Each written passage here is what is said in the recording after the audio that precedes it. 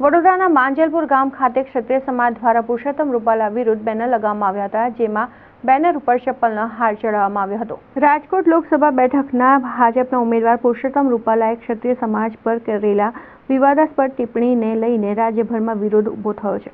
ક્ષત્રિય સમાજ દ્વારા પુરુષોત્તમ રૂપાલાની ભાજપ દ્વારા ટિકિટ રદ કરવામાં આવે તેવી માંગ કરાઈ રહી છે। વડોદરામાં પણ ક્ષત્રિય સમાજમાં ઉગ્ર વિરોધ વ્યાપ્યો છે। વડોદરાના માંજલપુર વિસ્તારમાં ક્ષત્રિય સમાજે ભાજપની પ્રવેશબંધીના બેનર્સ લગાવ્યા છે। બેનર્સમાં ભાજપના કોઈ પણ કાર્યકરો કે આગેવાનો માંજલપુરમાં પ્રવેશ કરવો નહીં તેવો ઉલ્લેખ કર્યો હતો। બેનર્સમાં પુરુષોત્તમ રૂપાલાની ટિકિટ રદ કરવાની માંગ કરાઈ છે અને માંજલપુર ગામ ખાતે લગાવવામાં આવેલ બેનર્સમાં પુરુષોત્તમ રૂપાલાની છબી પર ચપ્પલનો હાર પહેરાવવામાં આવ્યો હતો। માંજલપુર ગામ ખાતે ક્ષત્રિય સમાજે ઉગ્ર વિરોધ કર્યો હતો અને ક્ષત્રિય સમાજ દ્વારા સૂત્રોચ્ચાર કરી વિરોધ નોંધાવ્યો હતો। ત્યારે ક્ષત્રિય સમાજના ઉગ્ર વિરોધને લઈને પોલીસ દોડતી થઈ હતી। નોતી શબ્દ વાપરું છું કેમ કે જ્યાં લગીન છે ને રૂપાલાની વાત હતી ત્યાં રૂપાલા લગીન હતી, પણ અત્યારે બીજેપીએ બી અમારી સામે જો એક આંખ બતાવવાની કોશિશ કરતા હોય ને તો કોઈ અમારી સામે આંગળી બતાવશે ને તો એનો હાથ કાપવાની તાકાત ધરાવી છે। આ છે ક્ષત્રિય સમાજ।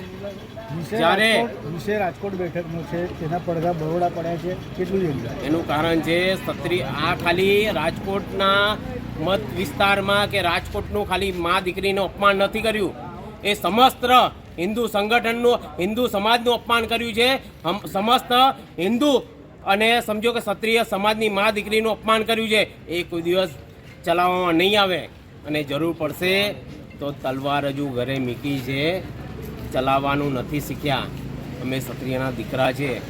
જ્યારે ધર્મની વાત આવે ને, હિન્દુત્વની વાત આવે, સંસ્કૃતિની વાત આવે ને ત્યારે બધાથી આગળ કોઈ નીકળતું હોય ને તો ક્ષત્રિયના દીકરા આવતા હોય છે। અમે એ જ લોહીથી છે।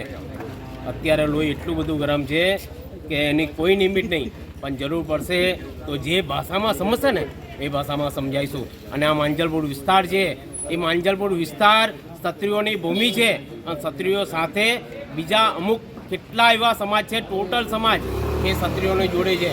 હવે જોઈએ કે મેં આપ સોશિયલ મીડિયાના માધ્યમથી કહેવા માંગીશ